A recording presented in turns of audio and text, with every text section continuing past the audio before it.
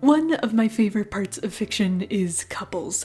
The thrill of seeing two or more people get together, the tentativeness and tenderness and horror of it all, it enthralls me. And in the years I've spent drawing, I have drawn my fair share of couples. In fact, because of my hyperfixative nature, I have gotten really good at drawing one couple. A lot. It's a weird specialty, especially because the idea of dating in real life makes me want to vomit, but it's a specialty I hold with pride. So I want to make a very subjective, please don't kill me, walkthrough on making couples you and your fellow human beings can obsess over. Thank you for recommending the idea. I appreciate it.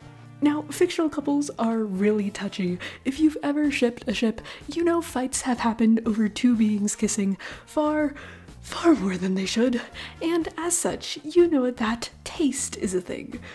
If you like or absolutely want to burn down certain dynamics, it helps to recognize what ships are fun to experience versus those that you hate. Because if you make a couple that you want to be fun to make, and you pick a dynamic that makes you pull your teeth out, you'll find yourself with no teeth and an awful couple. For example of this couple making process, I'm going to briefly is a word, walk through these two's creation, Imaranthia and Callum. Yes, my first couple was and is cringe. Shame 11-year-old me, she deserves it, not because of this, but for plenty of other reasons. Good grief, she would need an improvement as a human being. One of the ways I categorize couples is through a spooky little scale of themes. Look at the relationships you go down AO3 rabbit holes over, the ones you turn around in your head like a rotisserie chicken. Does the relationship end well or does it not? Do you like couples who are yearning forever, or do you wish they'd get straight to the point, etc., etc.? Think about it, and then when you've mentally or physically mapped it all out, you can now incorporate it into your own duo or trio or quad or how many people you want. For me, two or more characters and chemistry are super subjective.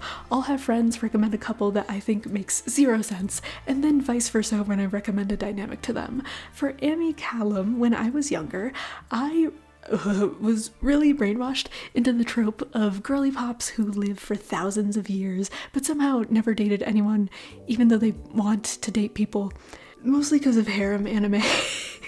harem fantasy anime really did not do any good.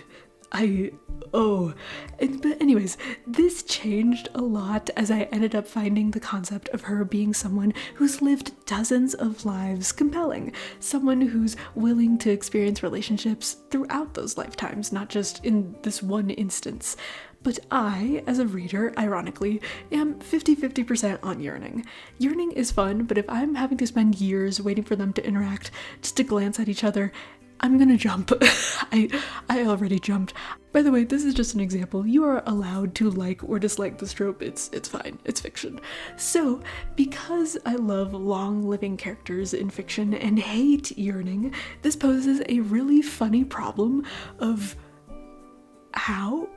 Hey, question. How? Even more so, why? So, a good question. My answer for getting these two together, but not going through the agonies of waiting to see if they actually hold hands, was flashbacks. The story when I'm drawing Amy Callum is at a point where they've already known each other for a long time, know that they want to be together, and are actually starting to do something, but you, as the reader, are uncovering how long these two have actually been down bad atrociously down bad, if you will, via little sprinkles of their past.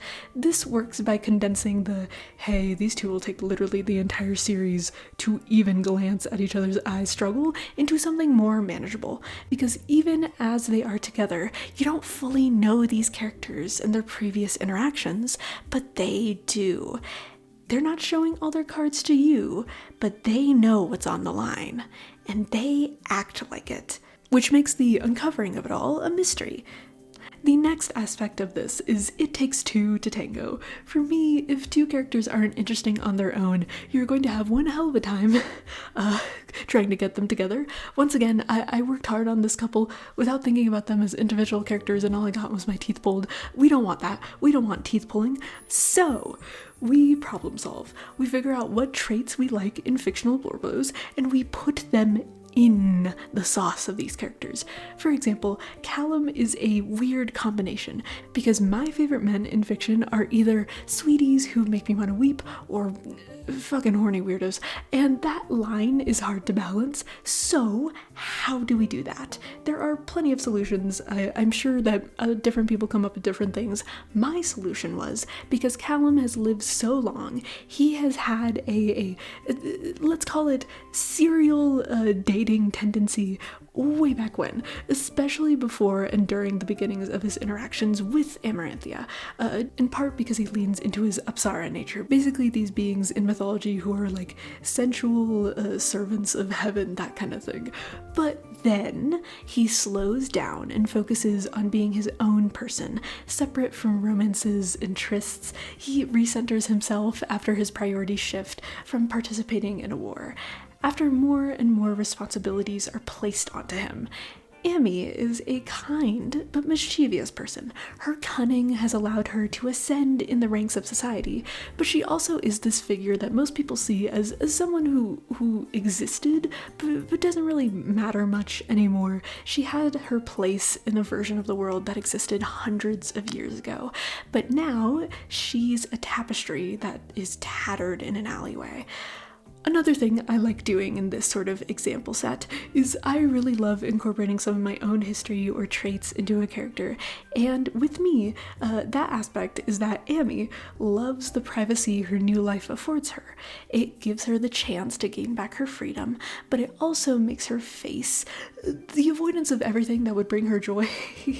She fears that if she engages in what she wants, chooses the life she loves, that it would be destroyed in a way she cannot predict, just like it was before. Another idea for connecting characters is through intertwining interests and insecurities. I love relationships where these things intermingle in ways you don't expect but make perfect sense.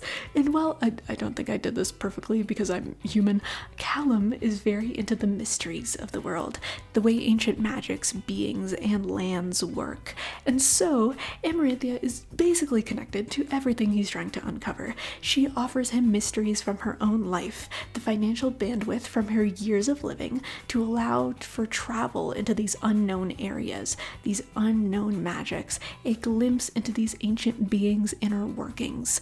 And another way to do it on top of this is connecting them through contrasting and similar themes, life experiences. You can have them meet in the past or know of each other, that kind of thing. For these two, they have had vastly different lives and yet are connected by certain things, like they're both immigrants, people who have never felt like they quite belonged in any place and yet desperately are trying to build connections in each one. Callum, in contrast to Amy, still knows the warmth of his family, while Amy vacantly stares at what used to be a family she loved. They're both love bugs who are determined and soft-hearted, but Amy puts up a ton of walls in that sense because she doesn't want to expose herself and risk something worse happening, and Callum is someone who's learned to be more open as he's grown.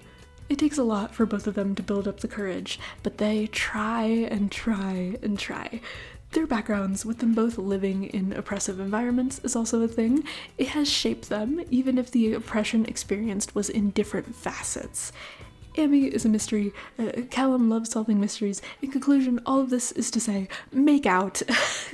But how do you make them make out? Now that you have a couple that you'd obsess over in a heartbeat, how do you make others do it? You make them interact. Animation memes, animatics, comics, mini fanfics of your own universe, commissioning others to make mini fanfics of your own universe. There are some creators I think about on the daily because of how good they are at roping me into their stories. Outside of the classic manga formats and creating entire shows, which unsurprisingly are difficult things to do on your own, making a little flirt comic, listening to a song you like and making an animatic of your favorite part in it, this is where the juice is at, y'all. The thrill The thrill of these little dopamine hits are just long enough to make it easy to complete them, and just short enough to hook your friends in, get them curious, get their little peepers focused on your little guys. I don't know if you've noticed this, I've done this a lot. I love making characters interact. Now, mind you, I didn't start out being able to draw people interacting, at least not great, but I think what really sped up my process was picking scenes I loved in the past and either plastering my characters over them animatic style like I did with these clips from Comfort Media, or combining elements I really like in stories, like the weird romantic tension that builds between characters in scenes you didn't think tension could be built in, but you can build tension. Even just making voice claims or drawing one specific image of this team figure skating moment in the Olympics as your characters, because this hug, oh, it's one of the most intimate things I've ever seen. Oh my god, they're not even dating here. This is, once again, the elusive dopamine juice. Sneak them into conversations, randomly drop OC art for your friends, show a doodle that out of context and in context is extremely suspicious. Make them thirst. Make your friends yearn. And a last, extremely great motivator for OC couples is looking at OC creators you admire. I think, for example, about how some people, like Riley S. Quinn, has written whole books and animations and animatics on the daily. Their animations and storytelling are gorgeous, and I need to lock in. They're around my age. Same with Parallel, another incredible OC creator. There's so many incredible OC artists, I gotta lock in. I assume with Parallel being a full-time artist does help, but I can't make an excuse for this. They make so much art. Like, even for being a full-time artist, they make so much art. Their OCs are thriving. Same with June, actually Ray, drawing dozens of drawings on the daily, Starfish Face making a comic while also doing YouTube and Patreon mail clubs, likelihood art with Viper? Do we want to talk about Viper? Say it with me, folks. Say it with me, folks. I gotta lock it. And that brings us to this final segment. How do you succeed?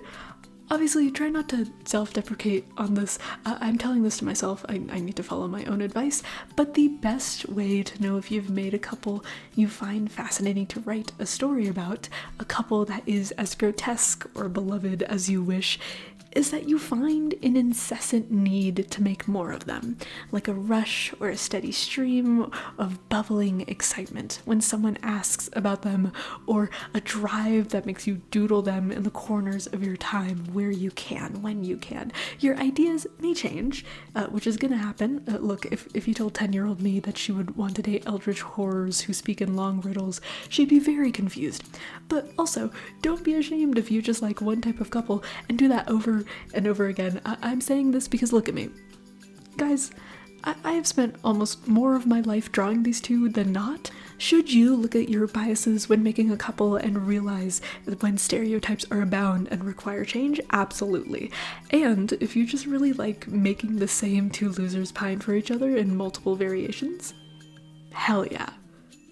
As for people I've roped into my OC shenanigans, my $5 patrons: Ensic, Purple Skies 3D, Sunflower Wisteria, Kaya J, Silken Emperor, Asterade, SaverX339. All of them have been successfully indoctrinated into my cult of Amicalum. No take backsies. Well, it's okay if you don't like them. Some take backsies. It's okay to have different tastes. These all of them are free of will. They are allowed to leave. It's okay. But if you don't want to leave, or in fact you want to join, whoa, great transitions here. If you want more comics, doodles, early video access, then it's all on there in Patreon. I really love the idea of a monthly digital mail club with patron sort of thing, so I will think in my little brain about doing that. Just a little. I will consider it. Thank you also for waiting for so long for me to make a proper long form video. I was kind of in a rut for a hot minute, so I'm hopefully less of a rut now. We're moving towards it. Bye.